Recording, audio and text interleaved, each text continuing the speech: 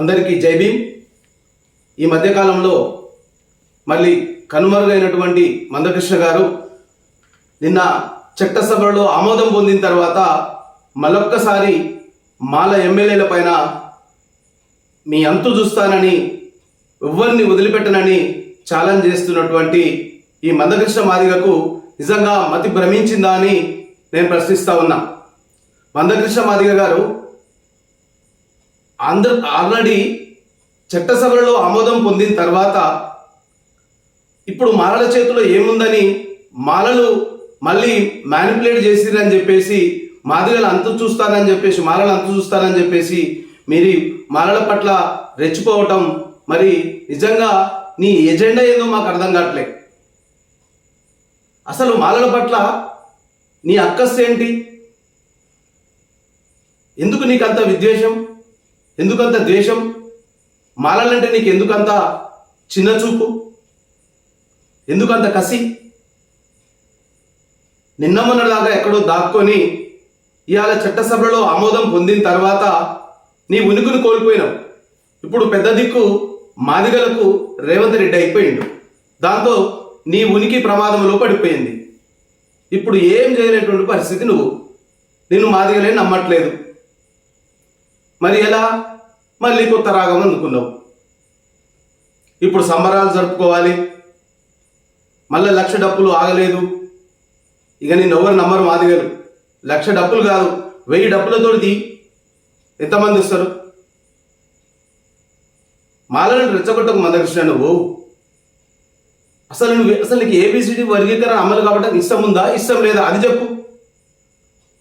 అది నీకు ఇష్టం లేకనే ఇన్ని రోజులు కొన్నాళ్ళు నేతగానోళ్ళని ఎమ్మటేసుకొని తిరిగినావు, హోలిదాసులను ఎమ్మటేసుకొని తిరిగినావు. వాళ్ళకి న్యాయం జరగాలి. పంబాలోళ్ళు ఏ గ్రూప్లో పెట్టిరు, పంబాలోళ్ళని తీసేయాలి.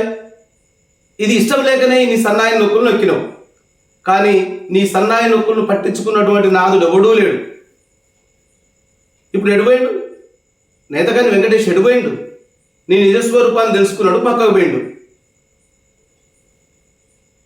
నిన్న అందరూ మాదిగ సంఘాలన్నీ కలిసి నేను బహిష్కరించారు కదా. మరి వాళ్ళ మీద పడకుండా మళ్ళీ తిరిగి మాల ఎమ్మెల్యేలు అంతు చూస్తా, మాల ఎమ్మెల్యేలు ఎవరిని వదిలిపెట్టాను, ఏం చేస్తాను? వాళ్ళని కనీసం టచ్ కూడా చేయలేవు.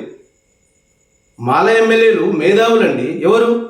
వివేక్ నాగరాజు, ఆయన ఒక ఐపీఎస్ ఆఫీసర్, డాక్టర్ వంశీకృష్ణ. వీళ్ళందరినీ నువ్వు టచ్ చేయగలవా?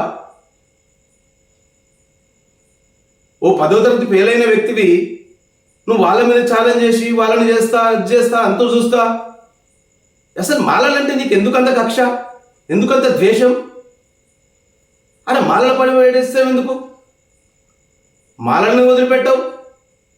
ఇటు మాదిగ ఉపకులాలను వదిలిపెట్టావు, దామోదర్ సంజీవని వదిలిపెట్టావు, దామోదర్ రాజనరసింహని వదిలిపెట్టావు, ఇటు కడియం శ్రీహరిని వదిలిపెట్టావు, కడియం కావ్యని వదిలిపెట్టావు.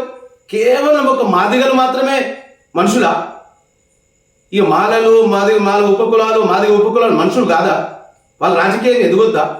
వాళ్ళు ఉద్యోగాలు రావద్దా? అంటే మాదిగల జనాభా ఎక్కువ ఉన్నంత మాత్రాన ఇక మాదిగలే చేయాలనా? మరి మాదిగలు సీఎం కొరకు కొట్లాడరాదు? సీఎం పదవి కొరకు కొట్లాడండి. ఇలా విషయాధారం మారజారు అదే అంటున్నాడు. ఎస్సీ ఎస్టీ బీసీలు కలిసి బహుజన రాజ్యాధికారం స్థాపిస్తామంటున్నారు. నీకు అదొద్దు, రాజ్యాధికారం వద్దు.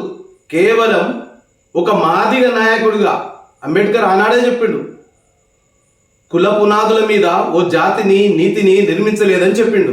నువ్వు అనుకుంటున్నావు, నువ్వేమనుకుంటున్నావు అంటే నేను ఇక ఈ మాదిగ సమాజానికి మొత్తం నేనే జాతీయ నాయకుడిని అయితే కావచ్చు. నువ్వు ఒక మాదిగ సంఘానికి మాత్రమే నాయకుని, మాదిగ జాతి కాదు, మాదిగ కులం నువ్వు మాదిగ కులానికి మాత్రమే నాయకునిగా బిహేవ్ చేస్తున్నావు. మొన్నటిదాకానేమో 30 సంవత్సరాలుగా మాదిగ ఉపకులాలకు న్యాయం జరుగుద్దని చెప్తా ఉంటావు ఒక మాట. ఒకవైపు మాదిగ ఉపకులాలకు చెందినటువంటి దామోదర్ రాజనరసింహకు డిప్యూటీ సీఎం ఇస్తావు, ఆయనకి ఎట్లా ఇస్తావు అని అడుగుతావు. కడియం శ్రీహరికి ఇస్తే ఆయనకి ఎట్లా ఇస్తావు అని అడుగుతావు. ఇది ఏది సామాజిక న్యాయం నీది? అరే మాలలను కంట చూస్తే గౌరవమే. అసలు ఈ వ్యక్తిగత ఏజెండా ఏంది? మాలలు ఎందుకు నీకు శత్రువులు అయినరు? అంటే నీ ఒక్క వ్యక్తిగతమైనటువంటి అభిప్రాయాన్ని ఇవాళ మొత్తం మాదిగ సమాజానికి మాల సమాజానికి మధ్య ఒక యుద్ధ వాతావరణాన్ని సృష్టిస్తావా? ఇది న్యాయ సంబంధమేనా నీకు? ఇవాళ ఊర్లలో అన్నదమ్ముల్లాగా ఒక్క తల్లి బిడ్డల్లాగా కలిసి ఉంటుండ్రండి. నేను మొన్న గుంటూరు జిల్లా బ్రాహ్మణపల్లికి పోయినా. ఆ బ్రాహ్మణపల్లిలో 250 మాదిగ కుటుంబాలు ఉన్నాయి, 5 మాత్రమే మాల కుటుంబాలు ఉన్నాయి. ఆ మాల కుటుంబాల వ్యక్తి చనిపోతే సుమారుగా 100 మంది మాదిగ బిడ్డలు వచ్చి అతనికి దాహ సంస్కారాలు చేయడం జరిగింది. అలాంటి మంచి ప్రశాంతమైనటువంటి వాతావరణంలో నువ్వు ఎందుకు ఇంకా స్విచ్లు పెడుతున్నావు? ఏబిసిడి వర్గీకరణ అయిపోయింది, అన్నదమ్ముల్లాగా విడిపోయినాం. ఎస్, ఇవాళ మా వివేకం చూసి నేర్చుకో, నాగరాజు చూసి నేర్చుకో. వాళ్ళు ఎంత బాగా చట్టసభలలో ఎక్కడైనా మాదిగలకు ఎట్లిచ్చిరు 9% రిజర్వేషన్ అడిగినరా? ఎంతో ఓపికగా, ఎంతో వినయంగా, అరే పంజాబ్లో 25% ఉన్నది, హర్యానాలో 20% ఉంది, తమిళనాడులో 20% ఉన్నది, మాకు తెలంగాణలో మా జనాభా 18% ఉంది, మాకు 18% పెంచమని అడిగింది కదా వివేకు. ఎక్కడైనా మాలల పక్షాన కొట్లాడిందా? నేత కానీలకు కార్పొరేషన్ పెట్టమన్నాడు కదా, లిడ్ క్యాప్కి నిధులు ఇవ్వమన్నాడు కదా, సబ్ ప్లాన్ నిధులు ఇవ్వమన్నాడు కదా, కాంట్రాక్టులలో మాలవాదిగలకు కేటాయించాలని అడిగింది కదా. ఇంత విశాలమైనటువంటి హృదయంతో ఉన్నటువంటి మాలలను ఒక శత్రువులాగా సృష్టించి ఈ మాదిగ సమాజం పట్ల ఒక విద్వేషమైనటువంటి ఒక కలహాలను సృష్టించాలని చూస్తున్నట్టుంది నువ్వు. ఎస్, ఎందుకంటే ఎంఆర్పిఎస్ ఉద్యమం అనేటటువంటిది ఇక కనుమరుగైపోతుంది. ఎందుకంటే ఏబిసిడి వర్గీకరణ అయిపోయింది కాబట్టి ఇక నీ పాత్ర ఉండదు, మాదిగలతో నీకు సంబంధమే తెగిపోయింది. అది జీర్ణించుకోలేక ఇవాళ మాలలను రెచ్చగొడితే, మళ్ళీ వివేకునో నాగరాజునో వంశీకృష్ణనో మాల సంఘాలలో రెచ్చగొడితే వీళ్ళు ఊరుకోరు, సుప్రీంకోర్టుకు పోతారు, దాన్ని కొట్టేయించుకుంటారు. కొట్టేసిన తర్వాత మళ్ళీ మళ్ళీ ఎంఆర్పిఎస్ను సృష్టించుకొని మళ్ళీ నువ్వు పునరాగమం వద్దామని ఆలోచన చేస్తున్నట్టుంది. నిజంగా నీకు వర్గీకరణ చేయడం నీకు ఇష్టం లేదని నాకు అనిపిస్తుంది. దీన్ని బట్టి ఇది మంచి పద్ధతి అయితే కాదు. ఇవాళ నిన్ను మాదిగ సంఘాలే బహిష్కరించినాయి. ఇవాళ నువ్వు మళ్ళీ కొత్త రాగం ఎత్తుకుంటున్నావు. మళ్ళీ ఏంటి, ఇక ఇది అయిపోగానేనట బీసీలు మళ్ళీ ఎస్సీలు అందరితో కలిసి మళ్ళీ ఉద్యమం చేస్తారు. ఇవాళ మాదిగనే నేను నమ్మట్లేదు. ఇప్పుడు ఎవరు నమ్ముతారు? నిన్న మనడు అనుకున్న విటల్ నేను వదిలేసిపోయింది కదా. ఇప్పుడు పృథ్వీరాజ్ యాదవ్ తిరుగుతున్నాడేమో, ఆయన కూడా నీ నిజ స్వరూపం తెలిస్తే ఆయన కూడా తప్పించుకొని పోతాడు. నేతగానే వెంకటేష్ పోయిండు, విఠల్ పోయిండు, ఇక మిగిలింది ఇప్పుడు కేవలం ఒక పృథ్వీరాజ్ యాదవ్ గారు. ఇది కరెక్ట్ పద్ధతి కాదు.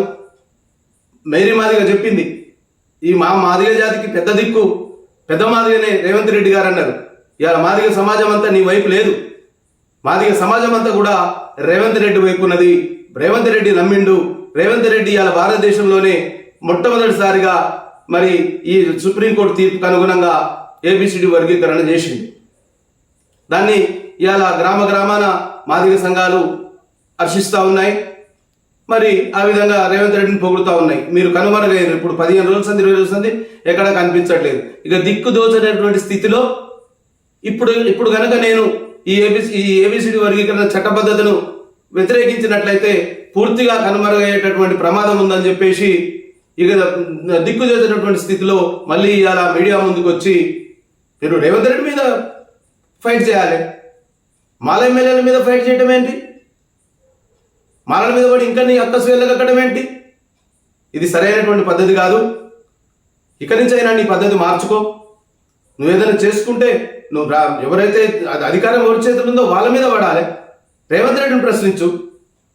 రేవంత్ రెడ్డి గ్రూప్ 1 మొత్తం మన వివేక్ చేసిండు, మాల ఎమ్మెల్యేలు చేసిండ్రు అని ఇంకా చెప్పడం అది కరెక్ట్ కాదు కదా.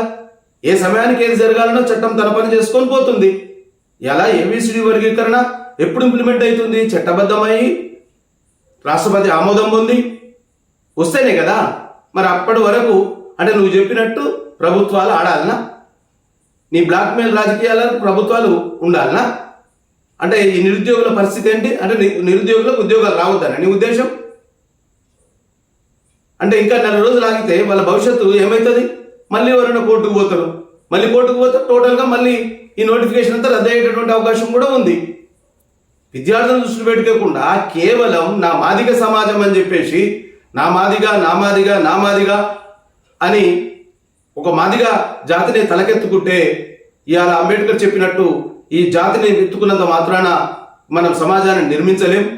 ఎస్సీ, ఎస్టీ, బీసీ మైనార్టీలను ఏకం చేసుకోవాలి, బహుజన రాజ్యాధికారం వైపు పయనించాలి.